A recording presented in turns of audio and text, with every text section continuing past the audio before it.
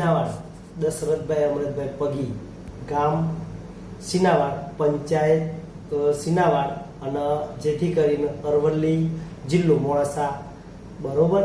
તો જેથી કરીને મેં ભાજપમાં ફોર્મ ભર્યું હતું, તો ભાજપમાં મને રિજેક્ટ કર્યો, અને જેથી કરીને 30 વર્ષથી અમે વોટ આલીએ છે ઠાકોર સમાજ.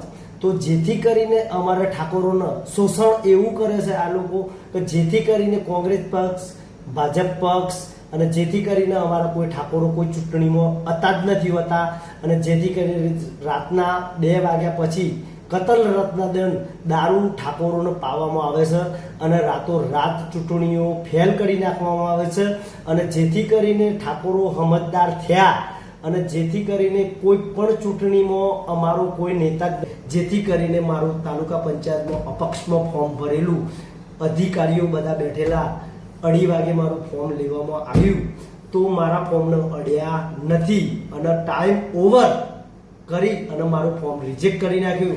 એમાં સાક્ષી વાલાભાઈ ભરવાડ રામપુરના મને કહેતા કે તને અપક્ષમાં હું વોટ આપે, કોંગ્રેસમાં નહીં આલું, ભાજપમાં નહીં આલું, તારી મહેનત સાચી છે અને તું સક્સેસફુલ છે.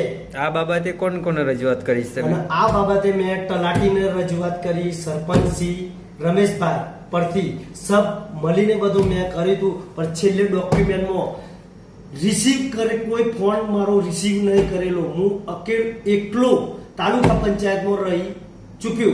છેલ્લે મારે આંખમાં પાણી આવી ગયું. અત્યારે કોને રજૂઆત કરે? અધિકારી, મોટા અધિકારી? બધા અધિકારી મેં જિલ્લામાં આલ્યું, તાલુકામાં આલ્યું, જાણ કરી શનિવારે, પણ જેથી કરીને હજી કોઈ જવાબ આવ્યો નથી.